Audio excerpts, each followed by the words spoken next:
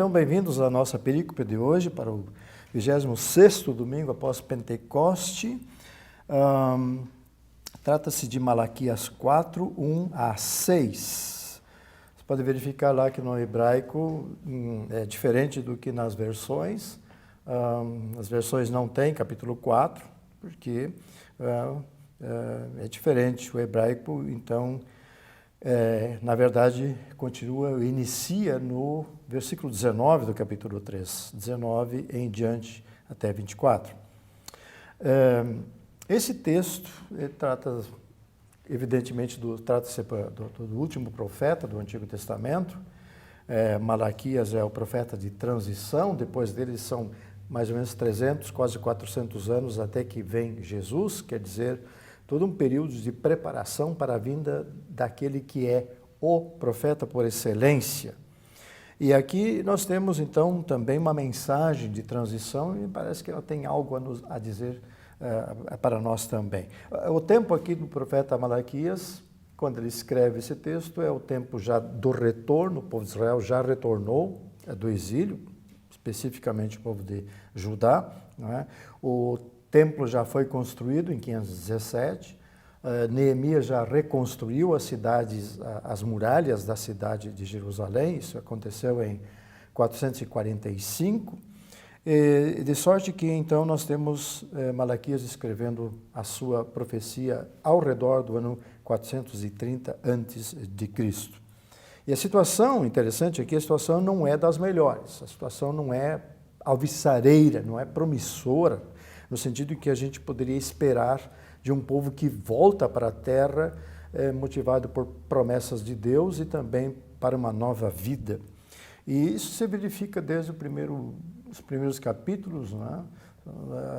São 3 capítulos, e você vê no segundo capítulo que os sacerdotes estão bastante negligentes com relação ao culto, com relação a todo o atendimento pastoral, sacerdotal ao povo, não é? Então, tudo se torna problemático. Por outro lado, você tem também o próprio povo reclamando, né? E reclama especialmente lá quando diz é inútil a gente temer a Deus, né?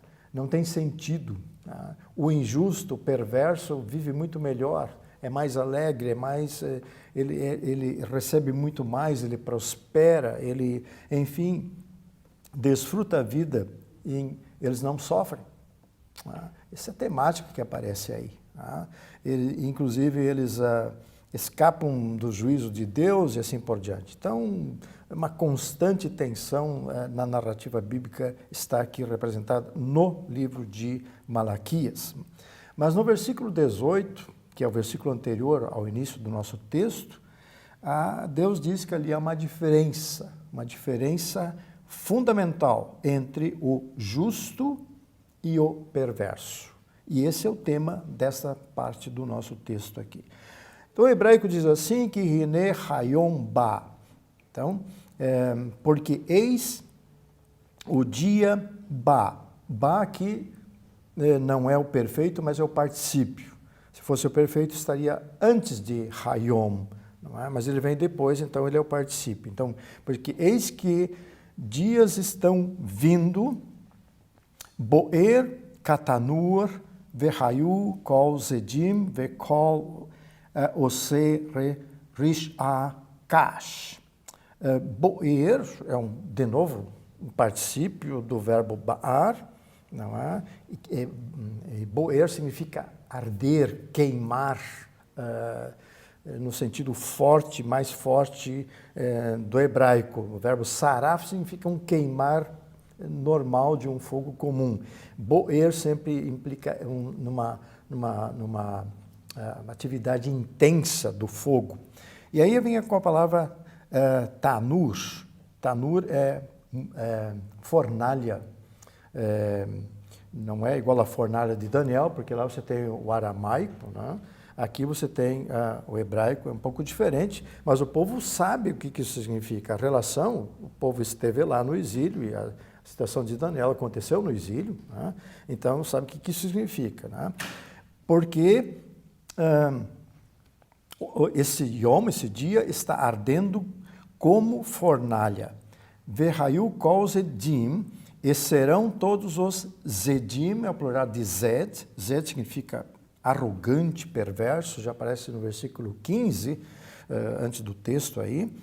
Então, serão todos os perversos e todos os que, e todo o que faz o que está fazendo, o que está causando, rish'a é culpa. Todo o que está causando culpa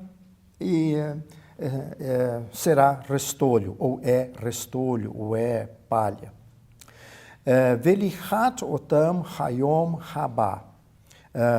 Lichat significa queimar, é uma variante do verbo boer lá em cima. Né? E queimará esse dia, esse é o sujeito, né? Esse dia queimará a eles, né? Os orgulhosos, os arrogantes e os que originam culpa. Não é? Hayom Haba, o dia que vem. Então, o dia que está vindo os queimará. Amar Yahweh Zevaot, diz o Senhor dos Exércitos, que Asher lo ya'azov lachem shoresh ve'anaf. Que não, Azaf, que não deixará a eles, ou para eles, shoresh é raiz, e anaf é ramo. Então, raiz e ramo. Quer dizer, o sentido é que a queima será total, desde a base, onde se ganha a vida, até o final, onde se produz a vida, o fruto. Então, raiz e ramo. Isso significa que há um corte na continuidade.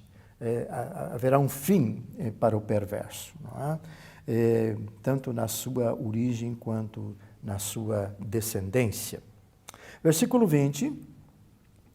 Vezarecha lachem irei shemi shemes sedakah umarpe bikenafeicha. Esse verbo, no começo, zarecha, está no feminino, terceira feminina singular, o verbo zarach, né? Porque shemesh, que é o sujeito deste verbo, é feminino em hebraico, sol, né? Então, mas zarach significa brilhar. Veja a comparação aqui. Lá em cima o fogo queima, arde, destrói. O dia do Senhor. Mas, para vós, lachem, aqui vem o sol que brilha. Então não queima, mas brilha, ilumina, dá sentido à vida. Mas brilhará para vocês irei shemi, construto plural aqui, vem do verbo yare, literalmente os temedores do meu nome, os que temem o meu nome. Agora o quê? Brilhará o quê? O sol da justiça, ou o sol da salvação. O marfê bikenafeiha, então, marfê vem do verbo rafá, que significa curar, e aqui então marfê é cura, e a salvação está nas suas asas. Kanaf é asa aqui. É interessante, talvez uma pequena observação aqui, que há uma identidade, de novo, há uma diferença aqui. Os perversos lá em cima e os que temem o nome do Senhor aqui embaixo. Primeira coisa. Segunda coisa, a menção do sol da justiça aqui. A possibilidade de duas alternativas aqui. Normalmente, o deus babilônico é representado pelo sol. Tá? Só que esse não é o sol verdadeiro. Quando o povo retorna do exílio para Jerusalém, aqui reina o sol verdadeiro. O Senhor é o sol da justiça. Essa é uma possibilidade. A segunda alternativa é que, interessante, a arqueologia revelou isso, que as alças de utensílios usados nos palácios dos reis de Judá, eles eram marcados com um sol com asas, né? Um sol alado, representando aqui o Senhor, Yahweh. Então, esses dois sentidos, esses dois significados, pelo menos fazem sentido dentro deste contexto aqui. Segunda linha, a continuidade aqui, vi satem upistem que neglei, ou que eglei marbek.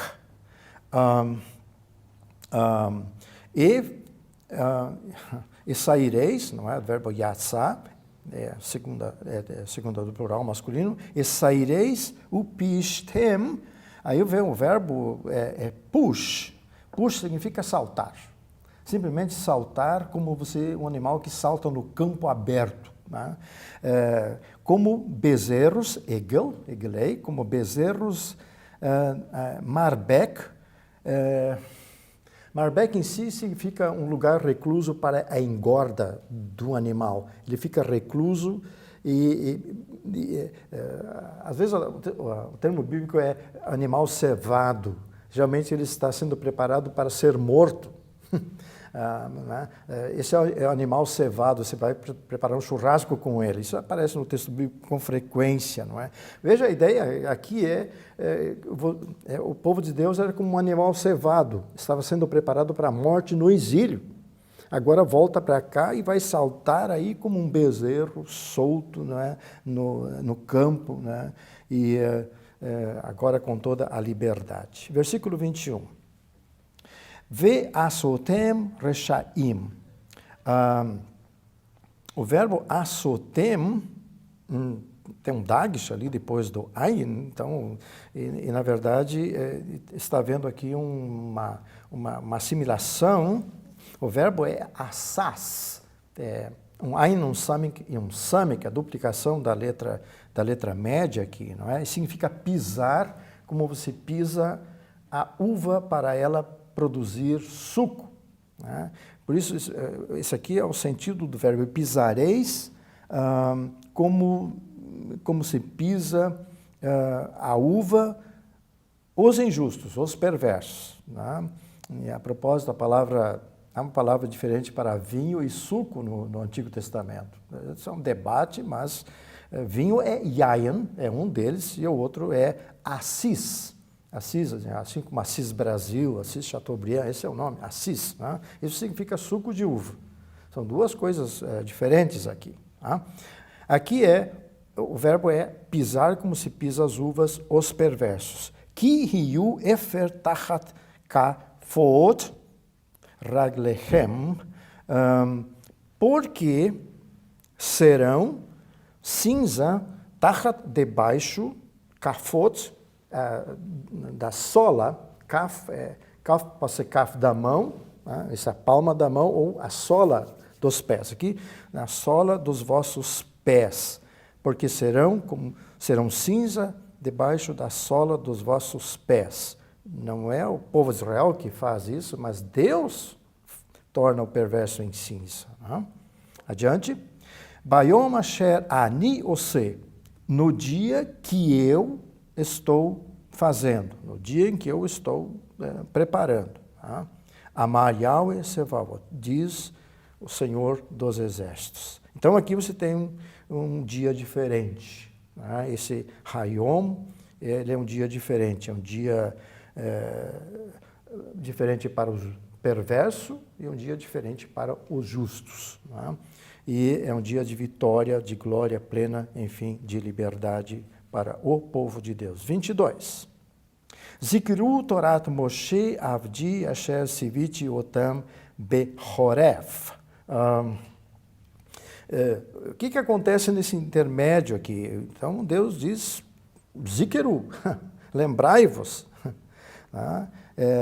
Lembrai-vos da lei de Moisés, meu servo.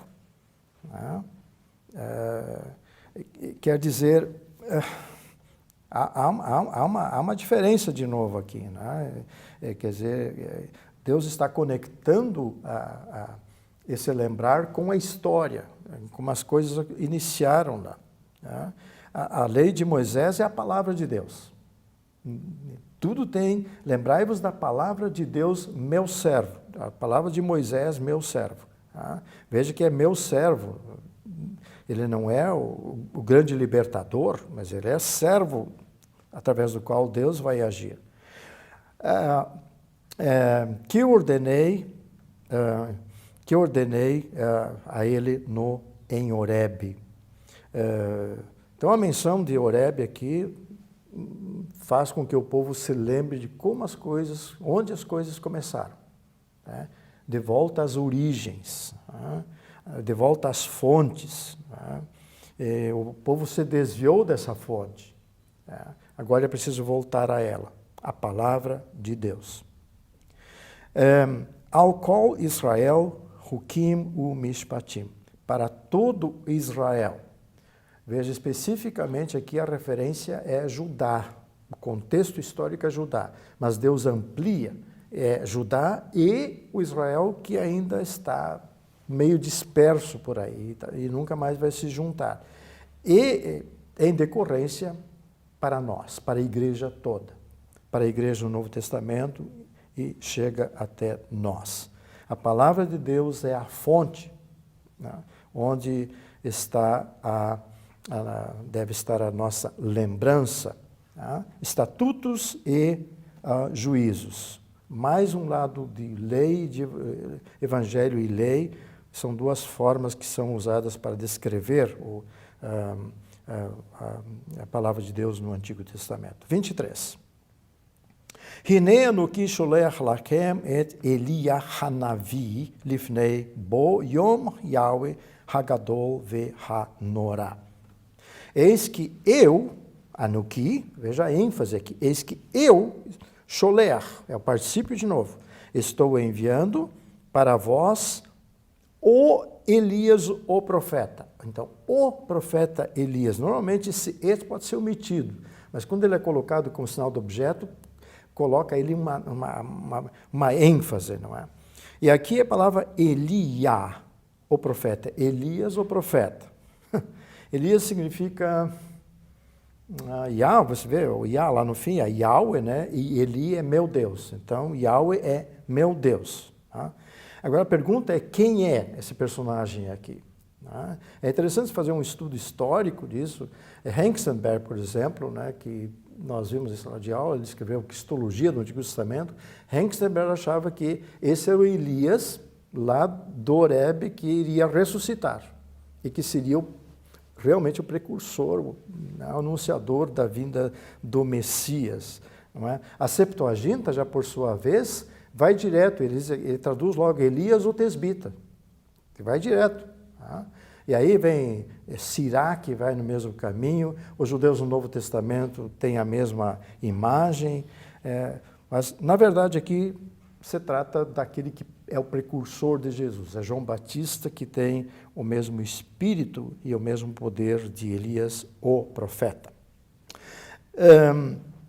Então, Elias, o profeta, Lifnei bo, antes que venha, bo é aqui um infinitivo construto, que normalmente é acompanhado da preposição. A preposição está em lifnei, aquele lamet antes do penei, lifnei, por isso ela não é repetida aqui.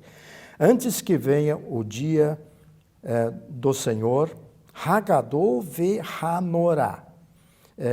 Yom Hagadol normalmente é o maior dia. Aqui você tem um superlativo, o adjetivo sendo tomado como superlativo. Só que você normalmente traduz o grande dia, né? O grande e o norá vem do verbo yare, que pode ser aquele no sentido mais de temer e no sentido de terrível. Então as duas coisas estão envolvidas e depende de quem é o sujeito dele, quem é o objeto mais propriamente. Não é? Ele pode ser temível ou pode ser terrível. Só que Yom Hagadol, na primeira parte, o grande dia é salvação. Aí você tem redenção, resgate.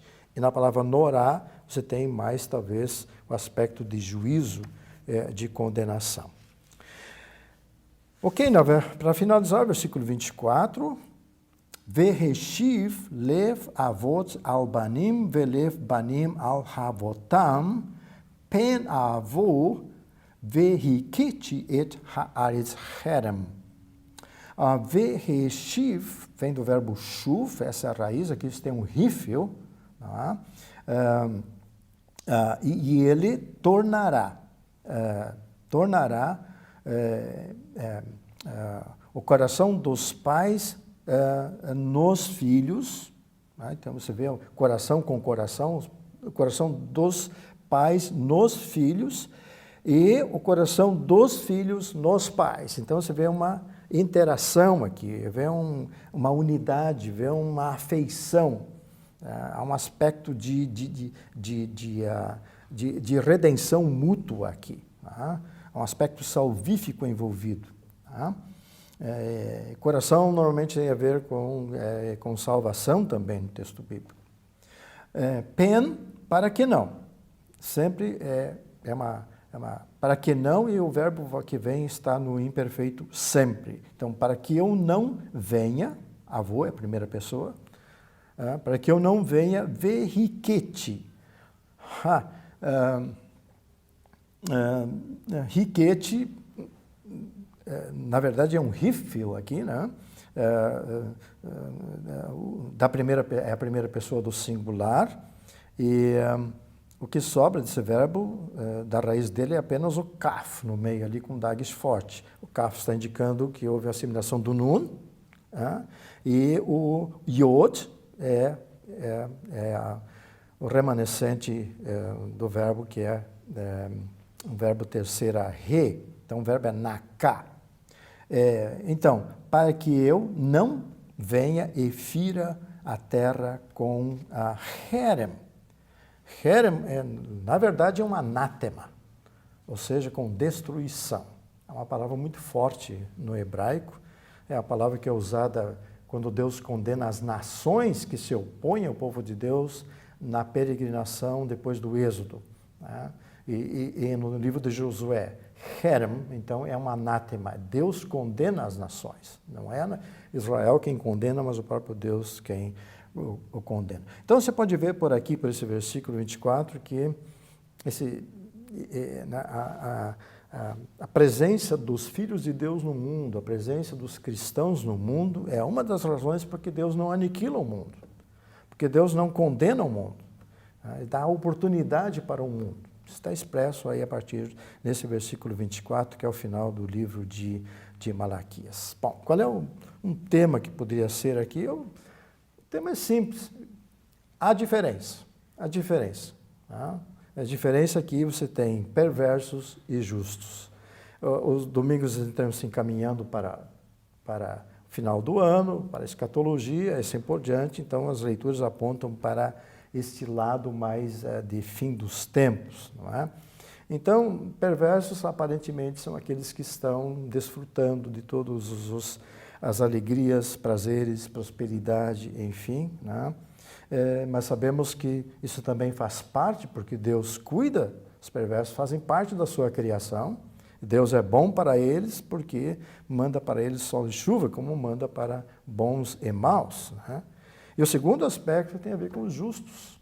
Os justos que, num primeiro momento, são aqueles que sofrem, que padecem e que não veem sentido na vida quando comparado com o perverso. O perverso leva vantagem, eu estou em desvantagem. Né? Sempre é um lado um pouco constante de tensão em todo o texto bíblico. Não é? Então, os que temem ao Senhor parece que realmente não tem muito futuro nessa terra. Né? E mesmo porque são perseguidos, são maltratados, sofrem bullying, sofrem morte e assim por diante. Então a pergunta fica, enfim, vale a pena? E aí vem a resposta de Deus. E a resposta de Deus está aí. Realmente esse povo de Deus ele chama lá nos versículos anteriores de tesouro particular, ou particular tesouro. E a palavra hebraica é segular. Segular é uma palavra que aparece lá em Êxodo 19 para falar do povo de Deus como propriedade particular, tesouro, etc. Esse é o mesmo termo que vem sendo empregado aqui. Quer dizer, Deus cuida do seu povo como seu tesouro particular. E por isso há esperança. Tá? Por isso há esperança. Por isso há a necessidade de continuar vivendo dentro dessa perspectiva e é escatológica. E aí você tem Lucas 21, que é o texto do Evangelho do domingo, e chama atenção lá no versículo final de Lucas 21, né, ele diz assim, Deus diz ao seu povo, ao começarem estas coisas a suceder, exultai e erguei a vossa cabeça, porque a vossa redenção se aproxima.